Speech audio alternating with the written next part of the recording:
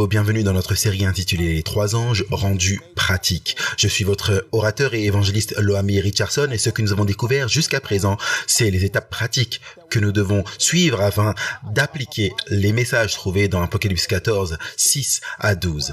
Maintenant, j'aimerais que vous puissiez comprendre que ce que nous avons couvert auparavant, c'est ce que signifie craindre Dieu, comment nous entrons dans une relation avec lui, comment nous pouvons alors lui donner gloire. Puis, nous avons vu que la partie suivante d'Apocalypse 14, 6 indique comment nous devrions faire cette œuvre.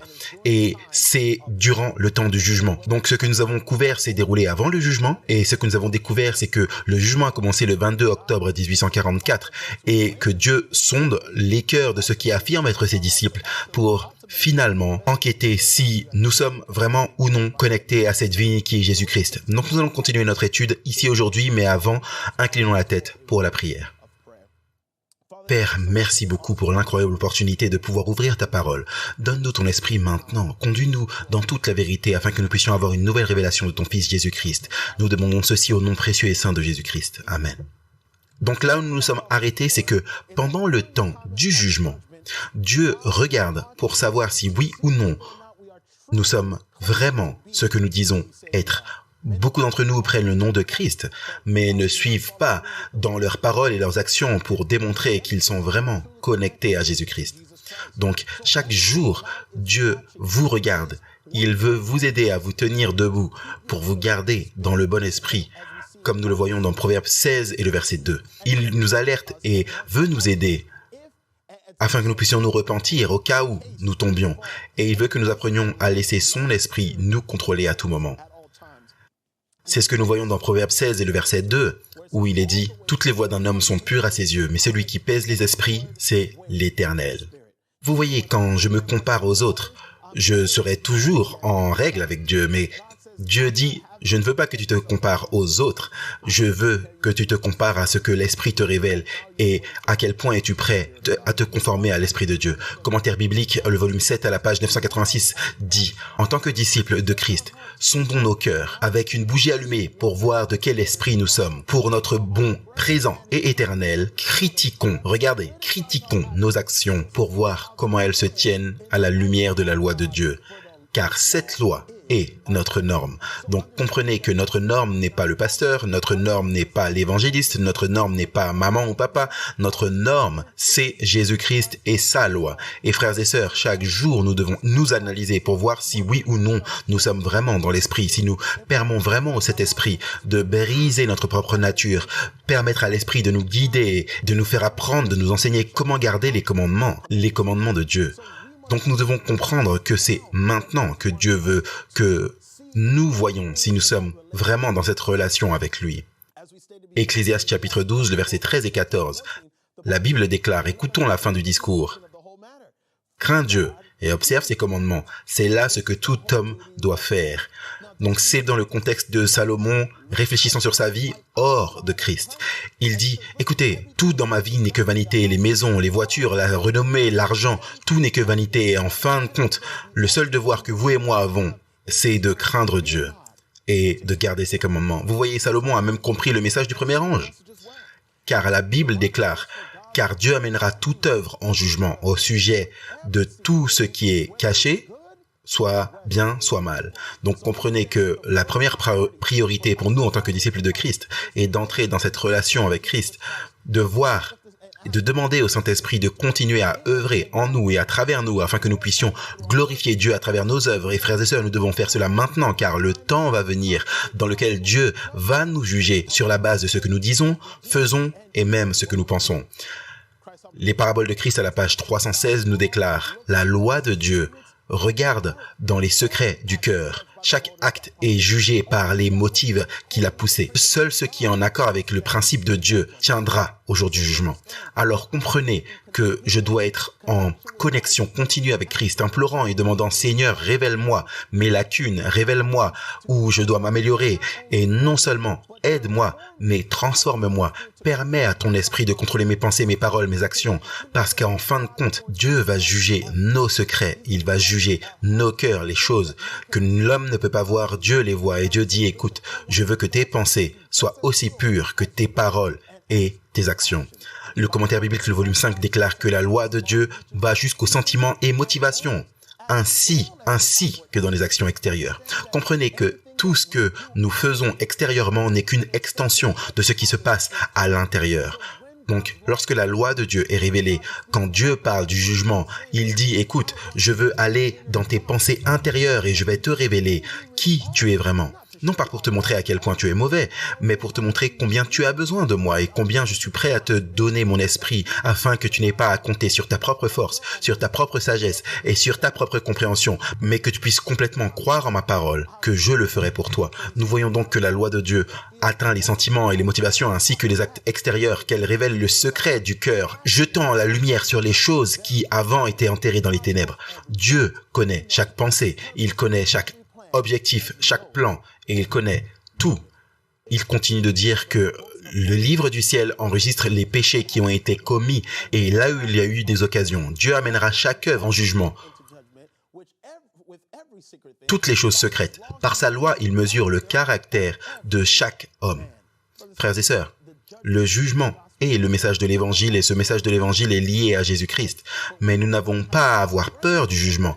Nous devrions par contre nous inquiéter si nous ne sommes pas connectés à Christ, si nous ne demandons pas au Saint-Esprit d'entrer dans nos cœurs. Et frères et sœurs, comprenez que Dieu dit, quoi que vous pensiez, disiez ou fassiez, je vais le mesurer à ma propre loi. Et frères et sœurs, nous sommes condamnés si nous ne respectons pas cette loi, mais nous sommes condamnés de manière plus importante si nous n'acceptons pas Jésus-Christ dans nos cœurs, afin qu'il puisse nous donner le pouvoir d'obéir à cette loi. Et ainsi, frères et sœurs, les péchés secrets ne sont pas inconscients, ils sont le péché que vous avez dans votre cœur et votre esprit, mais vous ne les avez pas mis en pratique extérieurement. Et Jésus dit encore et encore dans le livre de Matthieu, alors qu'il partage les béatitudes et qu'il leur révèle, écoutez, vous vous concentrez tellement sur l'extérieur, mais moi je regarde au cœur, parce que de l'abondance du cœur, la bouche parle, ou le cœur met en pratique. Et ainsi comprenez que Dieu dit, je ne juge pas seulement les actions extérieures, je vais aussi vous juger pour vos pensées et les choses que personne ne peut voir, mais que moi je vois. Regardez, Message choisi, il dit que la loi de Dieu prend note de la jalousie, l'envie, de la haine, de la malice, de la vengeance, la luxure, l'ambition qui surgissent à travers l'âme, mais n'ont pas trouvé expression dans les actions extérieures parce que l'opportunité, pas la volonté, a manqué. Et ces émotions pécheresses seront prises en compte au jour où Dieu amènera toute œuvre en jugement avec toute chose secrète, que ce soit bon ou mauvais. Frères et sœurs, maintenant, c'est le moment où nous devons plaider pour que Christ nous révèle notre besoin de lui. C'est le message trouvé dans Apocalypse chapitre 3. Nous pensons souvent que nous sommes riches et nous n'avons pas besoin de Christ, mais nous voyons que Dieu nous regarde et il dit, tu es misérable, pauvre, aveugle et nu, tu ne peux rien faire sans moi. Et ainsi, frères et sœurs, dans ces moments où nous sommes en colère, ces moments où nous voulons nous venger, envers ceux qui nous ont blessés, ces moments où nous avons des pensées lubriques, l'ambition où nous voulons, une ambition égoïste où nous voulons prendre les positions des autres ou les possessions des autres, Dieu dit, je vais prendre toutes ces choses en compte. Donc, nous devrions comprendre que Dieu va nous juger sur la base non seulement de nos paroles et nos actions, mais aussi de nos pensées intérieures. Et c'est pourquoi le jugement n'est pas placé avant l'évangile éternel. L'évangile éternel est le message déclarant que vous ne pouvez rien faire pour vous sauver. Vous devez accepter cette mort et ce sacrifice de Jésus-Christ. Et alors que vous faites cela, vous comprendrez ce que signifie avoir une relation avec moi, ce qui signifie ne me craindre. Et une fois que vous me craignez, alors je permettrai à mon esprit d'œuvrer en vous. Et l'esprit révélera par ce que vous êtes les fruits qui montrent que vous êtes mes disciples. Et il fait cela pendant le temps où il enquête sur l'humanité. Donc nous voyons qu'il y a un ordre dans le processus. Car rien, selon Luc chapitre 8, verset 17, car rien n'est secret qui ne sera dévoilé. C'est pourquoi Dieu va permettre que ces choses continuent à se produire, parce qu'il va seulement révéler ce qui est vraiment dans le cœur de l'homme. Vous voyez, nous sommes comme des éponges. Tout ce que cette éponge absorbe, lorsque la pression est appliquée, tout ce qui est dedans va sortir. Et ainsi, frères et sœurs, si nous n'avons pas l'amour de Dieu, lorsque la pression surgit de ceux qui nous détestent, qui veulent nous persécuter, alors, comme nous l'avons établi dans Apocalypse 14, ce qui est dedans va sortir. Donc si nous avons de la haine envers l'humanité dans notre cœur, Lorsque la pression va venir, seule la haine va sortir. Mais si nous avons l'amour de Jésus dans nos cœurs, frères et sœurs, lorsque la pression sera appliquée, seul l'amour sera démontré. Donc, rien de ce qui est secret ne sera finalement révélé. Ainsi, Dieu dit, écoutez, je ne veux pas vous exposer devant tout le monde. Je veux vous révéler vos péchés secrets afin que vous puissiez demander mon esprit, afin que je puisse les ôter, les effacer et que je puisse vous donner mon Saint-Esprit. Et ainsi, Dieu place le jugement devant nous afin que nous puissions réaliser que nous avons constamment besoin de Jésus dans nos vies. Vous voyez, Dieu lit les buts et les motivations. Chaque œuvre et chose secrète et manifeste devant l'œil qui voit tout. Aucune pensée, parole ou action ne lui échappe. Regardez, il sait si nous l'aimons et le glorifions ou si nous nous plaisons et nous exaltons nous-mêmes. Il sait si nous fixons nos affections sur les choses d'en haut ou sur les choses terrestres, charnelles et diaboliques. Et donc Dieu sait qui nous sommes. Mais loué soit Dieu, il ne nous condamne pas pour qui nous sommes. Il nous dit simplement, si c'est qui vous êtes vraiment, alors abandonnez-vous à moi et je vais vous purifier. Je vais vous revêtir. Je vais faire de vous une nouvelle créature et vous restaurer à l'image que je vous ai créée. Et donc Dieu lit nos pensées, il lit nos buts, nos motivations. Écoutez, on ne peut garder aucun secret loin de Dieu. Et c'est ça le message que Jésus relayait lors du sermon sur la montagne, qu'on trouve dans Matthieu chapitre 5. Il dit, vous vous inquiétez tellement pour l'extérieur, mais Dieu regarde au cœur. Car le cœur est le début de nos actions extérieures. Donc si nous aimons l'homme dans nos cœurs, cela sera démontré par la façon dont nous prenons soin de ceux qui sont moins favorisés, ceux qui sont pauvres. Si nous avons de l'amour dans nos cœurs, ceux qui sont dans le besoin, nous allons être prêts à leur donner. Mes frères et sœurs, si nous avons de la haine dans nos cœurs, si nous avons des jalousies, l'envie dans nos cœurs, quand les choses ne vont pas comme nous pensons qu'elles devraient aller, frères et sœurs, cela va toujours s'exprimer dans nos actions extérieures. L'évangile éternel. Entrer dans cette relation avec Dieu, nous le glorifions alors que nous entrons dans cette relation, mais nous devrions sonder nos cœurs et demander l'Esprit Saint maintenant, parce qu'il va arriver un moment où chaque chose secrète qui est dans nos cœurs et nos esprits sera révélée. Et c'est seulement quand la pression est appliquée que l'homme saura vraiment si il est un disciple de Jésus-Christ ou non. Pensez sur le mot des bénédictions à la page 70, celui qui trouve du plaisir à s'attarder sur des scènes d'impureté, qui se livre à des mauvaises pensées, le regard lubrique, peut voir dans le péché ouvert, avec ses fardeaux de honte et de chagrin déchirant la vraie nature du mal qui s'est caché dans les chambres de l'âme. Alors comprenez que ce n'est pas simplement une question de nos pensées au quotidien, mais Dieu dit, que regardez-vous quand vous rentrez à la maison? Lorsque vous vous connectez à Hulu, à Netflix, qu'est-ce que vous regardez? Est-ce que vous regardez des choses qui manifestent des scènes d'impureté? Est-ce que vous regardez des choses qui glorifient seulement le mauvais, des choses que j'ai condamnées, des Écritures? Vous voyez, c'est pas parce que vous pouvez prêcher un sermon ou parce que vous pouvez donner une étude biblique. Cela ne signifie pas que vous êtes connecté à Jésus-Christ. Christ dit, même pendant votre temps libre, qu'est-ce que vous regardez? Pendant votre temps libre, qu'est-ce que vous écoutez? Parce que tout ce que vous mettez à l'intérieur finira par sortir. Et Dieu dit, nos actions, nos actes.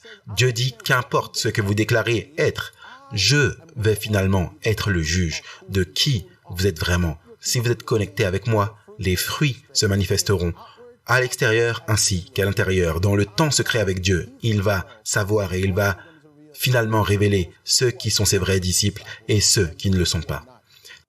Témoignage pour l'Église déclare que l'œil de Dieu ne sommeille pas. Il connaît tous les péchés qui sont cachés aux yeux mortels. Les coupables savent exactement quel péché confesser afin que leur âme puisse être purifiée devant Dieu. Jésus leur donne maintenant l'opportunité de confesser, de se repentir dans une profonde humilité et de purifier leur vie en obéissant et en vivant la vérité. Dieu nous révèle notre besoin de lui maintenant afin que nous puissions rester fidèles à Dieu pendant cette période de jugement. Depuis le 22 octobre 1844, Dieu dit « J'apporte l'évangile éternel dans toute sa force. Je demande au monde d'entrer dans une relation avec moi.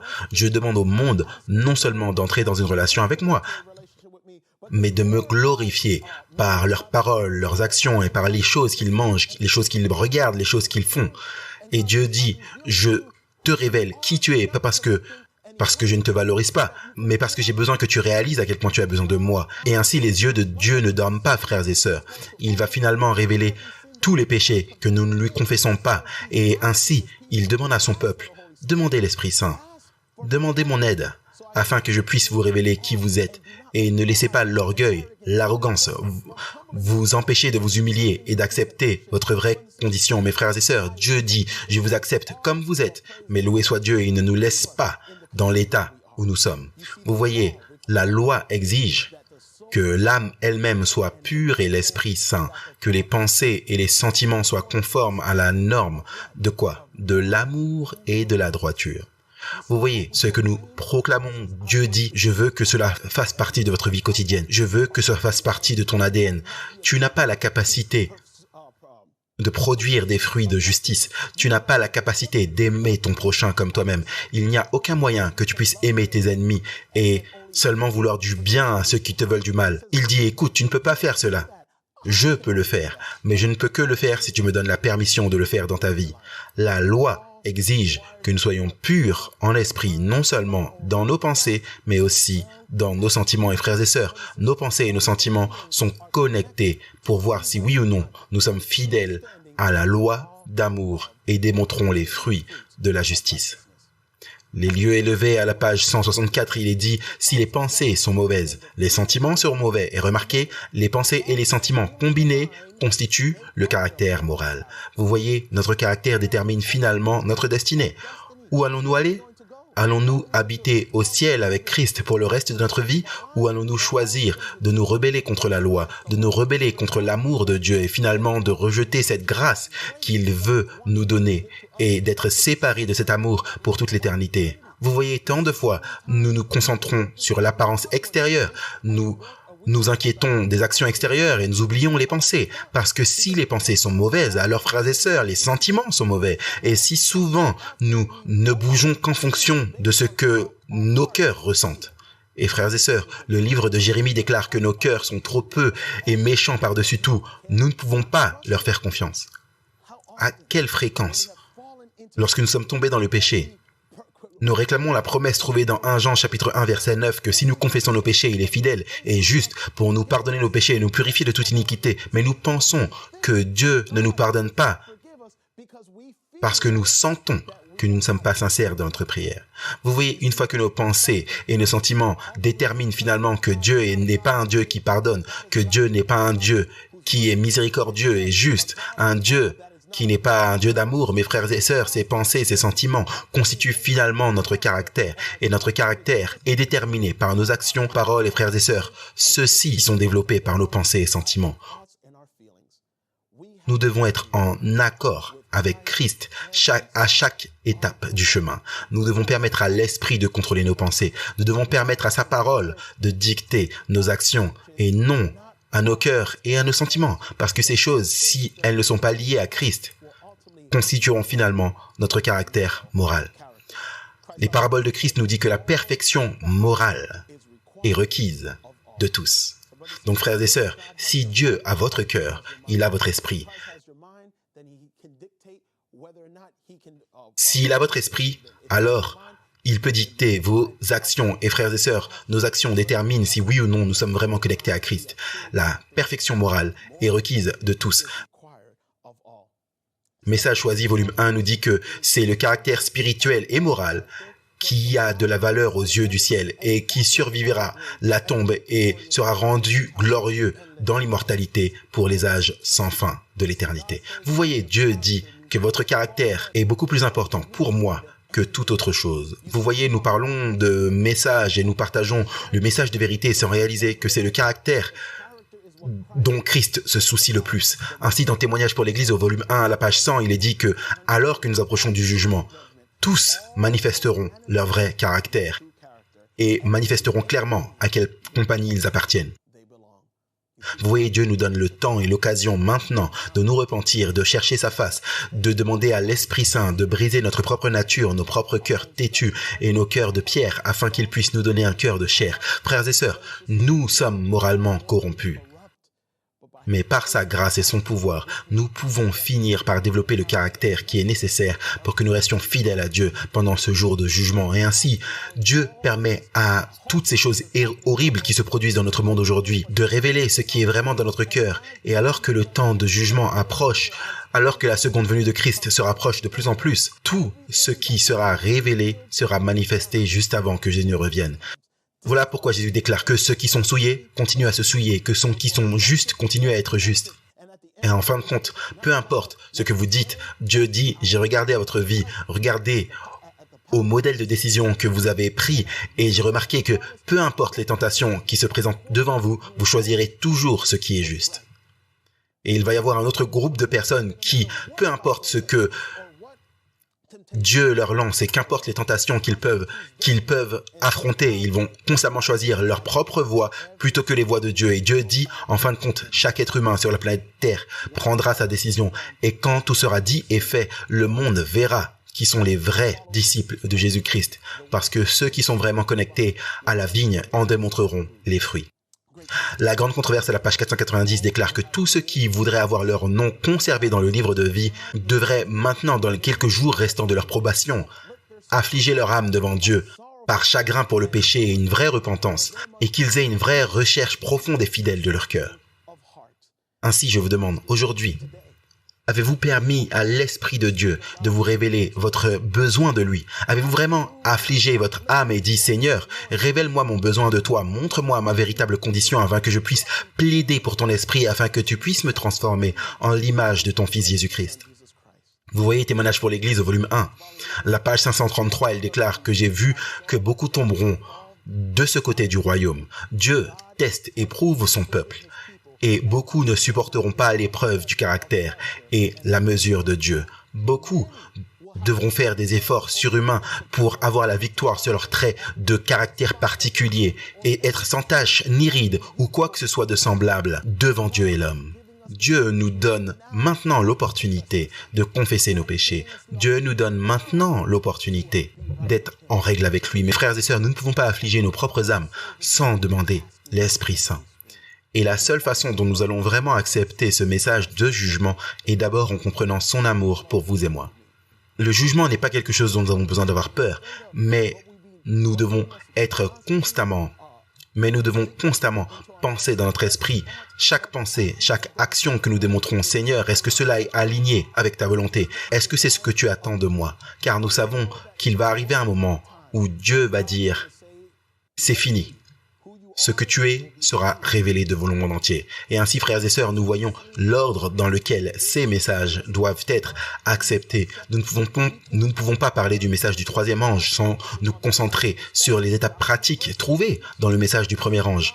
Voilà pourquoi nous voyons que Jean voit un message et que ce message n'est nul autre que l'évangile éternel. Il voit des individus qui ont accepté le grand sacrifice de Jésus-Christ, le sacrifice de sa mort sur la croix en disant « Je vous ai pardonné pour vos péchés. Peu importe ce que vous avez fait dans le passé, peu importe ce que vous pourriez être, ce avec quoi vous pourriez être aux prises maintenant, je vous ai pardonné. Je vous ai donné de bonnes nouvelles afin que vous puissiez savoir que dans votre lutte actuelle, dans votre situation actuelle, vous n'avez pas à rester ainsi. » C'est ça l'évangile éternel.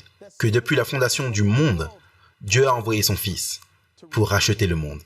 Que nous avons été justifiés, nous avons été rachetés. Et frères et sœurs, cette relation qui était autrefois rompue est maintenant restaurée une fois de plus. Et comment pouvons-nous établir cette connexion avec Christ à nouveau? C'est par la foi en sa parole, la foi en ses promesses, savoir que Dieu vous aime inconditionnellement.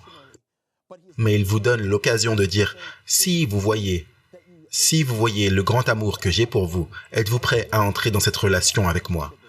Et nous avons ce choix. Oui, Seigneur, je vois combien tu m'aimes.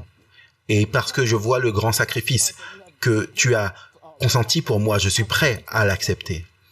Et alors que j'entre dans cette relation avec Dieu, je suis prêt à ce que le Saint-Esprit m'enseigne ce que j'ai besoin de savoir sur moi-même. Je permets à l'Esprit Saint de me conduire dans la sagesse et la connaissance de la loi de Dieu, qui est le reflet du caractère de Dieu. Et alors que je comprends sa loi, je comprends plus de Dieu. Et frères et sœurs, alors que je fais ceci, je permets à l'Esprit d'œuvrer en moi. Et Dieu dit, finalement, ce qui est révélé dans ton cœur, je veux que cela soit démontré dans tes actions extérieures. Et alors, Dieu dit, et alors je veux que tu me donnes gloire. Et ainsi nous posons la question, mais comment te rendre gloire? Il répond, en faisant du bien au plus petit de mes frères. Et ainsi, ceux qui sont sans abri, ceux qui n'ont peut-être pas de nourriture à manger, ceux qui n'ont peut-être pas d'endroit où poser leur tête. Dieu dit, je veux que tu sois ma bouche, mes mains et mes pieds, et que tu prennes soin de ceux qui ont été rejetés du monde. Et frères et sœurs, alors que nous faisons cela, nous rendons gloire à Dieu, non pas pour gagner des mérites, non pas pour gagner la faveur de Dieu, mais parce que nous voyons ce que Dieu a fait pour nous. Nous voulons montrer cette même grâce et cet amour aux autres. Puis Dieu dit, écoutez, on va arriver à un point. Dieu va demander, est-ce que tu peux me glorifier par les choses que tu manges, que tu bois, que tu regardes? Et plus l'amour de Dieu est révélé dans ma vie, moins je voudrais les choses du monde. Et frères et sœurs, c'est ce à quoi Dieu nous appelle. Craignez Dieu, donnez-lui gloire. Mes frères et sœurs, quand devrions-nous faire cette œuvre? Nous devrions la faire maintenant. Parce que le jugement a déjà commencé. Et ce jugement continuera jusqu'à ce que Christ déclare ceux qui sont justes et ceux qui sont injustes.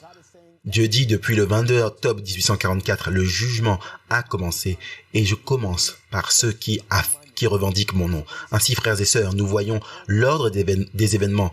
C'est important que nous puissions le comprendre parce que tout est lié. Et alors que nous passons par ces étapes, nous pouvons accepter le message du deuxième ange. Alors, nous pouvons accepter le message du troisième ange. Et ainsi, Dieu dit, écoutez, ce n'est pas une question d'action extérieure. Ce n'est pas une question de ce que vous dites, mais je vais juger ce qu'il y a dans vos cœurs et votre esprit. Et donc, frères et sœurs, je veux être en mesure de rester fidèle à Dieu en ce jour du jugement. Je ne veux pas que mes œuvres soit un indicateur si je peux entrer ou non par les portes de la cité céleste. Je veux accepter Christ et sa justice, parce que ce n'est que par sa justice que je peux rester fidèle à Dieu lors de ce grand jour. Donc, ce que Dieu nous dit ici aujourd'hui, c'est qu'il veut que nous acceptions son Fils et l'acceptions comme notre sauveur personnel. Donc, alors que le jugement est là, alors que l'Esprit est déversé dans toute sa puissance et qu'il nous révèle notre état de péché, il veut que nous confessions, il veut que nous nous repentions. Et alors que nous le faisons, frères et sœurs, nous sommes en mesure de rester fidèles à Dieu lors de ce jour du jugement. Est-ce que vous voyez la beauté de ce message? Le jugement est en faveur des saints de Dieu, selon le livre de Daniel. Et donc Dieu dit, je te donne l'opportunité maintenant de confesser. Je te révèle tes péchés afin que tu puisses me les remettre et que je puisse mettre mon esprit dans ton cœur pour que ma parole puisse te transformer et que tu puisses finalement démontrer les fruits qui prouvent que tu es mon disciple. Frères et sœurs, il n'y aura que deux types de personnes debout quand tout sera fait. Ceux qui affirment être des disciples de Dieu, mais leur caractère révèle autre chose. Et ceux qui sont vraiment disciples de Dieu par leur caractère lorsque la pression est appliquée. Cela étant dit, finissons par la prière. Père, merci pour le jugement, merci de nous avoir révélé à quel point nous avons besoin de toi. Nous prions que ton esprit habite en nous et que tes fruits soient démontrés. Nous le demandons au nom de Jésus. Amen.